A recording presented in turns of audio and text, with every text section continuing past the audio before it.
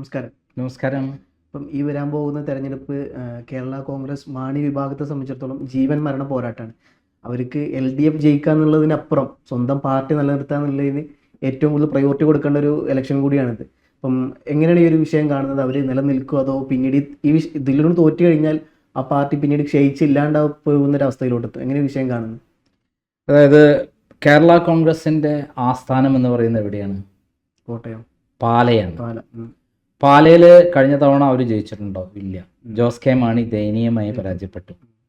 അവർക്ക് ലോക്സഭാ ഇലക്ഷനിലും ഒക്കെ തന്നെ വൻ പരാജയമാണ് ഉണ്ടായത്. ഇവരില്ലാതെ തന്നെ അവർക്ക് തദ്ദേശ സ്വയംഭരണ തെരഞ്ഞെടുപ്പിൽ ഈ 3 ജില്ല, കോട്ടയം, പത്തനംതിട്ട, അതേപോലെ ഇടുക്കി ജില്ലയാണ് കേരള കോൺഗ്രസിൻ്റെ ശക്തി കേന്ദ്രം. കർഷകരാണ് അവരുടെ ശക്തി. പ്രത്യേകിച്ചും കുടിയേറ്റ മേഖലയുള്ള ആളുകളാണ് അവരുടെ ഏറ്റവും ശക്തി എന്ന് പറയുന്നത് കേരള കോൺഗ്രസിൻ്റെ. ഇന്ന് വരെ ഇല്ലാത്ത വിധത്തിലുള്ള ചരിത്രത്തിൽ ഇന്നേ വരെ ഇല്ലാത്ത തിരിച്ചടിയാണ് കേരള കോൺഗ്രസിന് കുറേ കാലമായി കിട്ടിക്കൊണ്ടിരിക്കുന്നത്. അവരുടെ ഏറ്റവും പ്രധാനപ്പെട്ട സ്ഥലം പാല. KM മാണി പോയ ശേഷം KM മാണിയുടെ മകൻ അവിടെ മത്സരിച്ചപ്പോൾ തോറ്റു തൊപ്പിട്ടു. അവിടെ ജയിച്ചത് മാണി സി കാപ്പനാണ്. മാണി സി കാപ്പൻ്റെ വരവോടുകൂടി പാല എന്ന് പറയുന്നത് മാണി സി കാപ്പൻ്റെ കുത്തകയായി മാറി. ഇത്തവണ പാലാൽ മത്സരിച്ച ജോസ് കെ മാണിയാണ്. ജോസ് കെ മാണി പാലയിൽ തന്നെ മത്സരിക്കണമെന്ന് പറഞ്ഞുകൊണ്ട് കോൺഗ്രസിൻ്റെ UDFൻ്റെ കൂടെ മുന്നോട്ട് പോകാൻ തയ്യാറായ ജോസ് കെ മാണിയെ സംഘത്തെയും തടഞ്ഞു നിർത്തിയ എന്താണ് ഇടുക്കിയിലെ മന്ത്രിയായ റോഷി അഗസ്റ്റനാണ്. അദ്ദേഹം ജലസേചന വകുപ്പ് മന്ത്രിയാണ്. അപ്പോൾ അദ്ദേഹം വലിയ തോതിലുള്ള സമ്മർദ്ദം കാരണമാണ് ജോസ് കെ മാണിയെ അവിടെ നിർത്തുക മാത്രമല്ല അദ്ദേഹം പാലയിൽ തന്നെ മത്സരിക്കുമെന്ന് പറഞ്ഞു. സ്വാഭാവികമായിട്ടും അദ്ദേഹത്തിന് ഏറ്റവും സുരക്ഷിതമായ മണ്ഡലം എവിടെയും കൊടുക്കുകയാണ് വേണ്ടത്. എന്നാൽ അവിടെ തന്നെ മത്സരിച്ചപ്പോൾ ഇത്തവണ മാണി സി കാപ്പനോട് വിജയിക്കും, അല്ലെങ്കിൽ അവിടെ പാലയിൽ PC ജോർജിൻ്റെ മകൻ ഷോൺ ജോർജ് വലിയ മത്സരമാണ് കാഴ്ചവെച്ചത്. ചിലപ്പോൾ 3ാം സ്ഥാനത്ത് ദയനീയമായിട്ട് ജോസ് കെ മാണി പരാജയപ്പെടാനാണ് സാധ്യത. രണ്ടാമത്തെ ഏറ്റവും വലിയ അവരുടെ സുരക്ഷിത കേന്ദ്രം എന്ന് പറയുന്നത് കാഞ്ഞിരപ്പള്ളിയാണ്. കഴിഞ്ഞ തവണ അവിടെ വിജയിച്ചിട്ടുള്ളതാണ്. ജയരാജനാണ് UDFൻ്റെ കൺവീനറാണ്. അപ്പോൾ ജയരാജൻ അവിടെ ഇത്തവണ 5000 വോട്ടിൻ്റെ ഭൂരിപക്ഷം ഉണ്ടായിരുന്നു തദ്ദേശ സ്വയംഭരണ തെരഞ്ഞെടുപ്പിൽ. പക്ഷേ അവിടെ ജയിക്കുമോ ഇല്ലേ എന്ന് നമുക്ക് ഇപ്പോഴും പറയാൻ പറ്റില്ല. ഒരു ടൈറ്റ് ഫൈറ്റാണ് അവിടെ. LDF UDF അവിടെ ജയിക്കുമെന്നുള്ള ഒരു അവസ്ഥയാണ് ഉള്ളത് ഉണ്ടായി. ജോർജ് കുര്യൻ ആണ് അവിടെ മത്സരിക്കുന്ന മറ്റൊരാൾ. അപ്പം ഇവിടെ ഉറപ്പായിട്ടും അവിടെ ഭയങ്കര അട്ടിമറികൾ നടക്കാൻ സാധ്യതയുണ്ട്. അത് നടന്നു കഴിഞ്ഞാൽ കേരള കോൺഗ്രസിൻ്റെ ഏറ്റവും വലിയ ഉറപ്പിച്ചുള്ള സീറ്റ് നഷ്ടപ്പെടും. പൂഞ്ഞാറിലാണ് ഉള്ളത്. PC ജോർജ് ആണോ അവിടെ UDF ആണോ എന്നുള്ള ചോദ്യമാണ്. കഴിഞ്ഞ തദ്ദേശ സ്വയംഭരണ തെരഞ്ഞെടുപ്പിൽ പൂഞ്ഞാറിൽ നിന്ന് കൃത്യമായി UDFന് അനുകൂലമായിട്ടുള്ള ഒരു മുന്നേറ്റമാണ് ഉണ്ടായിട്ടുള്ളത്. 5000 വോട്ടിൻ്റെ ഭൂരിപക്ഷം ഇവിടെ തദ്ദേശ സ്വയംഭരണ തെരഞ്ഞെടുപ്പിൽ ഉണ്ടായിട്ടുണ്ട്. അങ്ങനെ നോക്കുമ്പോൾ PC ജോർജിൻ്റെ സ്വന്തം വോട്ടിൻ്റെ ബലത്താൽ അവിടെ BJP വിജയിക്കുമോ എന്ന് നമുക്കറിയില്ല. പക്ഷേ UDFും LDFും തമ്മിലുള്ള ഒരു പോരാട്ടമാണ് കഴിഞ്ഞ വർഷം ഉണ്ടായിട്ടുള്ളത്. അപ്പോൾ BJP വളരെ താഴെയായിരുന്നു. അപ്പോൾ അങ്ങനെ നോക്കുമ്പോൾ സെബാസ്റ്റ്യൻ കളത്തിങ്കൽ എന്ന് പറയുന്ന LDP കേരള കോൺഗ്രസിൻ്റെ സ്ഥാനാർത്ഥി പൂഞ്ഞാറിൽ നിന്ന് തോൽക്കാനാണ് സാധ്യത. അപ്പോൾ അങ്ങനെ തോറ്റു കഴിഞ്ഞാൽ അവരുടെ 3 സീറ്റ് 2 സീറ്റും തോൽക്കുമെന്ന് ഉറപ്പായി. ഒരു സീറ്റ് കാഞ്ഞിരപ്പള്ളി മാത്രമാണ് അവർക്ക് സേഫായ സ്ഥലം. ചങ്ങനാശ്ശേരി ജോസ് മൈക്കിൾ ആണ്. അവിടെ UDF ജയിക്കും എന്നുള്ളത് 100% ഉറപ്പാണ്. അപ്പോൾ ആ സ്ഥാനം പോയി കഴിഞ്ഞാൽ അവർക്ക് അതിനെപ്പറ്റി പിന്നെ പറയാൻ പറ്റില്ല. പിന്നെയുള്ള റാന്നിയിൽ പ്രമോദ് നാരായണൻ അവിടെ ഇപ്രാവശ്യം തോൽക്കുമെന്ന് ഏകദേശം ഉറപ്പായിരിക്കുകയാണ്. അവിടെ പടകുളം മധുവാണ് മത്സരിക്കുന്നത്, UDFൻ്റെ സ്ഥാനാർത്ഥി. അപ്പോൾ അവിടെയും തോറ്റു കഴിഞ്ഞാൽ ഒരു സീറ്റ് മാത്രമാണ് അവർക്ക് പ്രതീക്ഷയുള്ളത്. അതെവിടെയാണ്?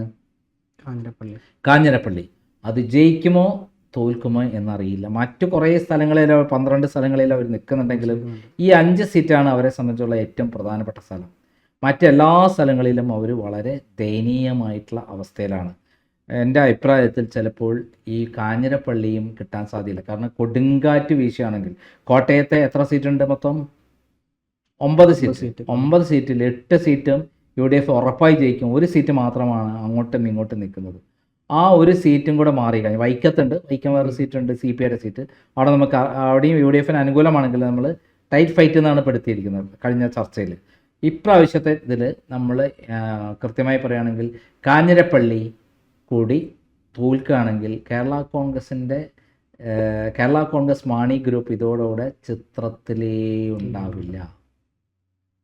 ഒരു പാർട്ടി ഇല്ലാണ്ടായി പോകുന്നൊരവസ്ഥ നേരിട്ട് കാണേണ്ടി വരും.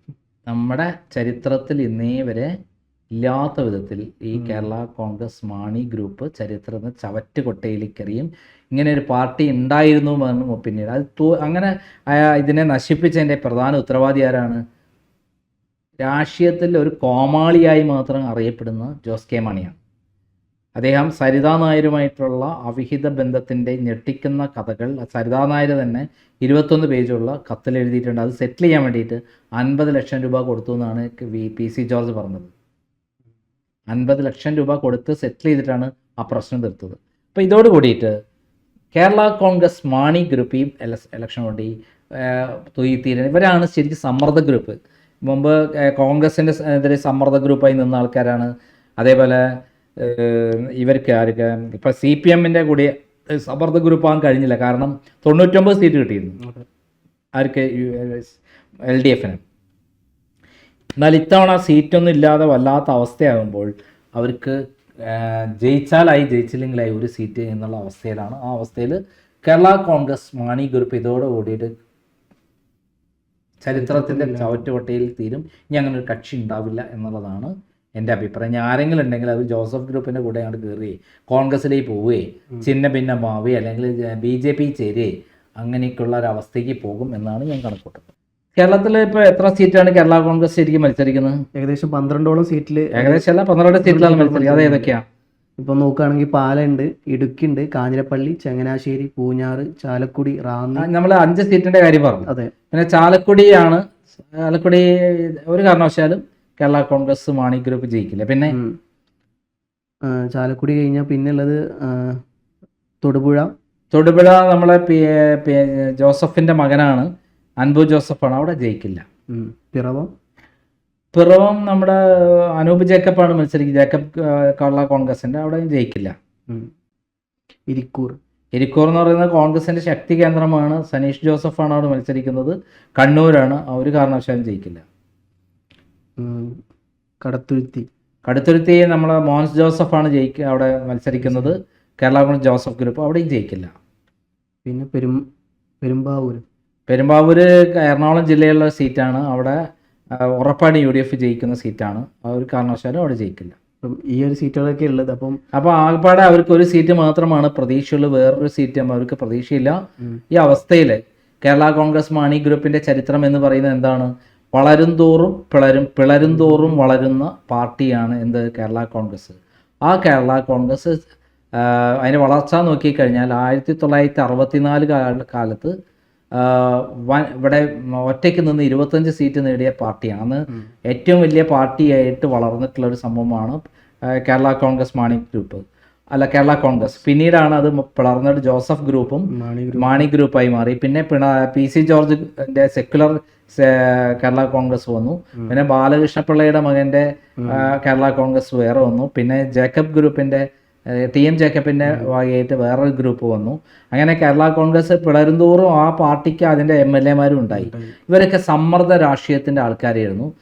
റവന്യൂ വകുപ്പായിരുന്നു ഇവർക്ക് ഏറ്റവും പ്രധാനപ്പെട്ട വകുപ്പ്. ധനകാര്യ വകുപ്പായിരുന്നു ഇവരുടെ വകുപ്പ്. മറ്റൊന്ന്, ഇവരെ ഈ വകുപ്പ് വാങ്ങുന്നത് എന്തിനാ വെച്ചാൽ ഈ പട്ടയം ഒക്കെ ഇല്ലാത്ത സ്ഥലങ്ങളിൽ പട്ടയം ഉണ്ടാക്കി കൊടുക്കുക എന്നുള്ളതായിരുന്നു ഇവരെ ഏറ്റവും. അനധികൃത ഭൂമി പാവപ്പെട്ട കർഷകരുടെ പേരിൽ പതിപ്പിച്ചു കൊടുത്ത് ബിനാമി സ്വത്തുക്കൾ ഉണ്ടാക്കിയെടുക്കുക എന്നുള്ള ഇവരൊക്കെ ഏറ്റവും വലിയ പരിപാടി. അപ്പോൾ അവർ മാത്രമല്ല, എൻ്റെ അറിവിൽ ഇതിൽ പല കേരള കോൺഗ്രസ് മാണി ഗ്രൂപ്പിൻ്റെ ആൾക്കാർക്കും ഇടുക്കിയിൽ കഞ്ചാവ് തോട്ടങ്ങളുണ്ടായിരുന്നു എന്നുള്ളതും പറ്റും. അന്ന് ഭരിക്കുന്ന പാർട്ടിയുടെ സഹായത്തോടെ ഈ സമ്മർദ്ദം ഉണ്ടാക്കി അവർക്ക് സംരക്ഷണം പോലീസിനെ കൊണ്ടൊക്കെ ഉണ്ടാക്കിച്ചിരുന്നു. അങ്ങനെ എല്ലാ തരത്തിലും നാശത്തിൻ്റെ വക്കിൽ നിൽക്കുന്ന ഒരു ഇത്തിൽക്കണ്ണി പാർട്ടിയായിരുന്നു ഇത്. ഇതിനൊക്കെ നാശത്തിന് കാരണക്കാരൻ ജോസ് കെ മാണിയാണ്. അദ്ദേഹം ഈ സരിതാ നായരുടെ കൂടെ പോയി പിടിക്കപ്പെട്ടതോട് കൂടിയിട്ടാണ് അത് നാശത്തിൽ നിന്ന് തുടങ്ങിയത്. ഇപ്പം അത് എവിടെ എത്തിയെന്ന് ചോദിച്ചാൽ വട്ടപൂജ്യമായി മാറാൻ പോവുകയാണ്. ഒരു വീഴ്ച വന്നാൽ ഒരു കാരണവശാലും ആ പാർട്ടിക്ക് വളർച്ച ഉണ്ടാവില്ല. മുമ്പ് ജോസഫ് ഗ്രൂപ്പും KM മാണി എന്നൊക്കെ പറയുന്ന 2 ഗ്രൂപ്പും പ്രബലമായിരുന്നു. ഇവർ തന്നെയായിരുന്നു ഈ തെക്കൻ കേരളത്തിൻ്റെ മധ്യ കേരളത്തിൻ്റെ നിയന്ത്രിച്ചിരുന്നത്. ഈ കർഷകരെ ഈ പ്രത്യേകിച്ച് ക്രിസ്ത്യൻ മേഖല ക്രിസ്ത്യൻ സമുദായത്തിൻ്റെ ആളുകളായിരുന്നു ഇതിൻ്റെ പ്രധാനപ്പെട്ട ആൾക്കാരെ ഉണ്ടായിരുന്നത്.